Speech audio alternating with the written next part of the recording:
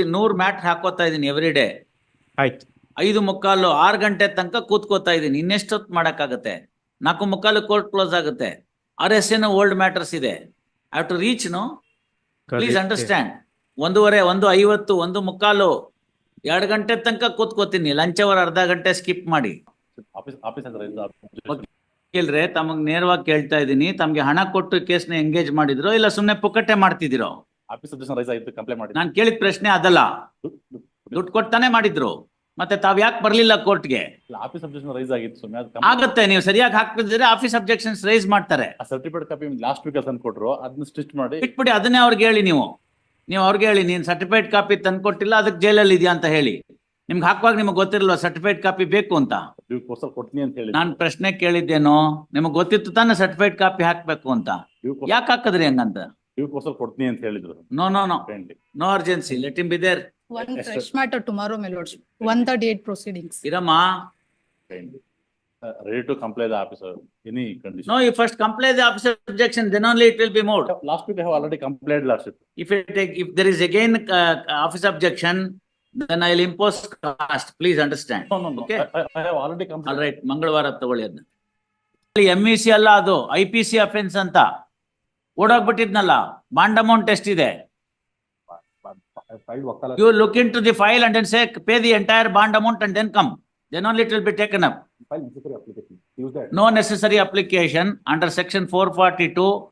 There is no scope for reduction of the bond amount for the accused. It is for the surety. Come out with the bond amount for the accused. Court ನಲ್ಲಿ ಬಂದ್ರೆ ಇಷ್ಟು ದುಡ್ಡು ಕೊಡ್ಬೇಕು ಅಂತ order ಆಗಿತ್ತೋ ಇಲ್ವೋ, ಅಷ್ಟು ದುಡ್ಡನ್ನ ready ಮಾಡ್ಕೊಂಡು ಬನ್ನಿ, ಆಮೇಲೆ case ತೆಗೆದುಕೊಳ್ಳಾಗತ್ತೆ. No, first you do that. Then the matter will be taken up. Tell me what is the amount that you have to pay.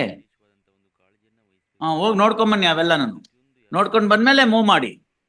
ಸುಮ್ನೆ ಇಲ್ಲಿ ತಗೊಂಡ್ಬರೋದು, ಮತ್ತೆ ನಾವೆಲ್ಲಿ ಲಿಸ್ಟ್ ಮಾಡೋದು, ಮತ್ತೆ ತಿರ್ಗಾ ನಮ್ಗೆ ಗೊತ್ತಿರ್ಲಿಲ್ಲ ಅನ್ನೋದು, ಅವೆಲ್ಲ ಬೇಡ. No, you pay the money first.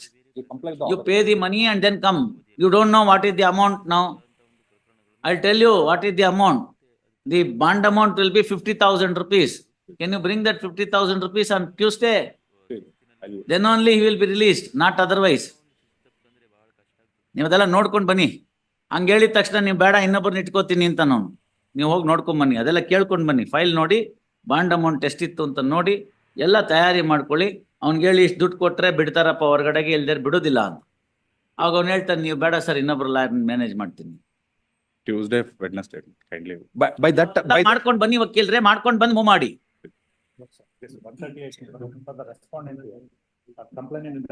When was the case filed? It was in 2020-22, my lord. Admission is he has not deposited the amount also. I've been moving. You take FLW before the magistrate, no urgency. Yes. Stay ತಗೊಂಡಿದ್ದಾರೆ. ಮಾಡಿದ್ರೆ violation ಇರುತ್ತೆ, stay ಆಗಲ್ಲ. Please, madam. ನೀವು order ಕಾಪಿನ ತಗೊಂಡೋಗಿ ಕೊಟ್ಟು ದುಡ್ಡು deposit ಮಾಡಿಲ್ಲ ಅಂತ ಅಫಿಡವಿಟ್ ಹಾಕಿದ್ರೆ ಮ್ಯಾಜಿಸ್ಟ್ರೇಟ್ ಫೈಲ್ ವಾರೆಂಟ್ ಕೊಡ್ತಾರೆ, ತೆಗೆದುಕೊಳ್ಳಿ. Admission ಅಲ್ಲೇ ನಮ್ಗೆ ಹೇಳೋದು ಅರ್ಥ ಆಗಲ್ವಾ? 20 ಅಡ್ಮಿಷನ್ ಪೆಂಡ್ ಇದೆ, 17 ಪೆಂಡಿಂಗ್ ಇದೆ, ಇವತ್ತು ಲಿಸ್ಟ್ ಆಗಿದೆ. ಅವ್ರೆಲ್ಲ ಬೈಪಾಸ್ ಮಾಡಿ ನಿಮ್ಗೆ ಯಾಕೆ ತಗೋಬೇಕು 22? ಅಷ್ಟೇ. Please stand in the queue, come for the 70 matter ಹಾಕೋತೀನಿ ಎವ್ರಿ ಡೇ. ಅದ್ರಲ್ಲೊಂದು 25 ಮ್ಯಾಟ್ರ್ ಎವ್ರಿ ಡೇ ಹೋಗ್ತಾ ಇದೆ. ಇನ್ನೆಷ್ಟು ಮಾಡಕ್ಕಾಗತ್ತೆ ಒಬ್ಬ ಮನುಷ್ಯ?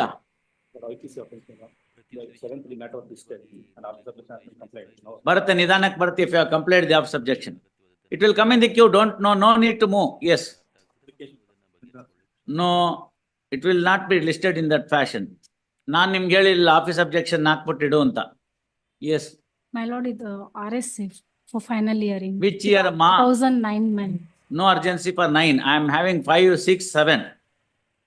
ಅದು ಮುಗಿಲಿ, ಆಮೇಲೆ ನಿಮ್ದು 8, 9, 10, 11, 12. You understand? Yes. Any mentioning page? DD is also attached with the last occasion. ಏನ್ ಡಿ ಡಿ ಮಾ? Deposit ಮಾಡಿರಲಿಲ್ಲ, extension ಗೆ ಅಂತ ಕೇಳಿದ್ವಿ. This court is directed to take on the DD.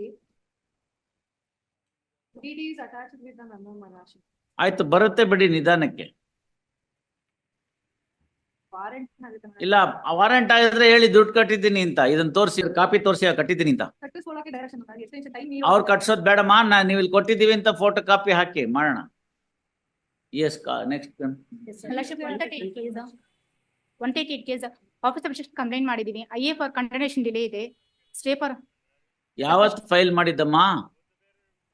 2020, 2000?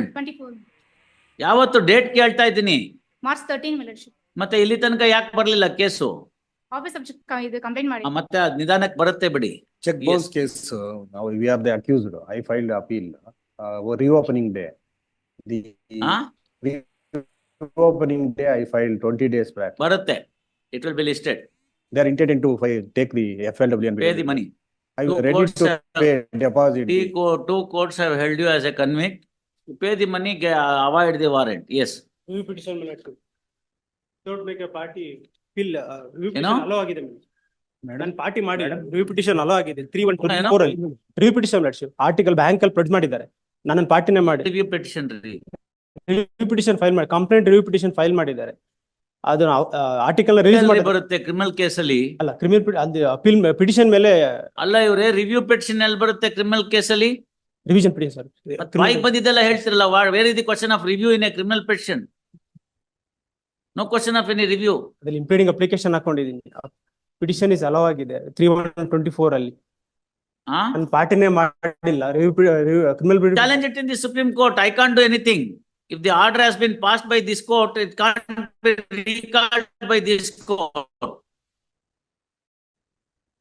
ನಿಮ್ಗೆ ಅರ್ಥ ಆಯ್ತಾ ತಾನು ಹೇಳಿದ್ದು? ನಿಮ್ ಪ್ರಕಾರ ಏನು ಅಂದ್ರೆ ನನ್ನ ಪಾರ್ಟಿ ಮಾಡದಲ್ಲೇ ಒಂದು ಆರ್ಡರ್ ಈ ಕೋರ್ಟ್ನವ್ರು ಮಾಡ್ಬಿಟ್ಟಿದ್ದಾರೆ ಅಂತ. ಹೌದು. ಮಾಡಿದ್ರೆ ಅದರದ್ದು ರೆಮಿಡಿ ಬೇರೆ ಕಡೆ ಇದೆ. ನೀವು ಅದನ್ನ ಮಾಡಿ. ಇಲ್ಲಿ ನಾನೇನ್ ಮಾಡ್ಲಿ ಅದಕ್ಕೆ ರೀಕಾಲ್ ಮಾಡ್ಲಾ ಆರ್ಡರ್ನ? ಇಂಪ್ಲೀಡಿಂಗ್ ಅಪ್ಲಿಕೇಶನ್ ಹಾಕೊಂಡಿದ್ದೀನಿ.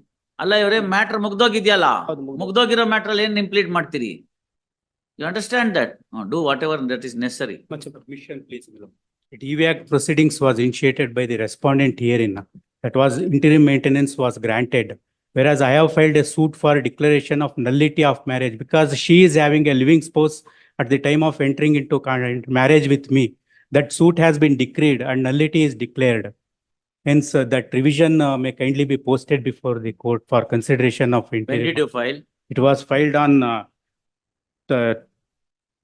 in 23, my lord, 15/11/2023. That What matter is was that? came up before the honorable court and ಬರುತ್ತೆ ಬಿಡಿ. ನೋ ಅಲ್ಲ ಇಂಟೀರಿಯರ್ ಆಯ್ತು. ಆಮೇಲೆ I will consider on main ಅಂತ ಅಂದ್ಬಿಟ್ಟು ದಟ್ ವಾಸ್ ನಾನಲ್ಲ ಅದನ್ನ ಮಾಡಿದವರು. ಗೊತ್ತಾಯ್ತು ಸ್ವಾಮಿ. ಗೊತ್ತಾಯ್ತಲ್ಲ ನಿಮ್ಗೆ ಅಷ್ಟು March ತೊಂದ್ರೆ ಅಲ್ಲಿ- ಇದ್ರೆ ಅವ್ರನ್ನೇ ಮೂವ್ ಮಾಡಿ.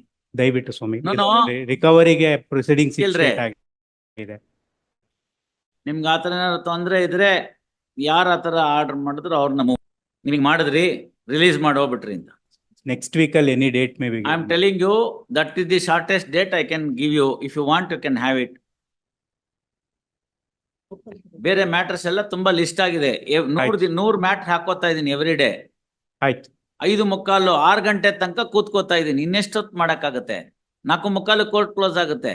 RSA ಓಲ್ಡ್ ಮ್ಯಾಟರ್ಸ್ ಇದೆ. I have to reach. No, please understand. 1:15 1:50 1:45 2 ಗಂಟೆ ತನಕ ಕೂತ್ಕೋತೀನಿ. ಲಂಚ್ ಅವರ್ ಅರ್ಧ ಗಂಟೆ ಸ್ಕಿಪ್ ಮಾಡಿ. ಸಾಯಂಕಾಲನೂ 1 hour 1.5 hours ಎಕ್ಸ್ಟ್ರಾ ಕೂತ್ಕೋತಾ ಇದೀನಿ. ಇನ್ನೆಷ್ಟು ಮಾಡಕ್ಕಾಗತ್ತೆ? You have some patience. See both jurisdictions are given to me. ಇದರಲ್ಲಿ Both criminal RP, all criminal RPs and old RSA.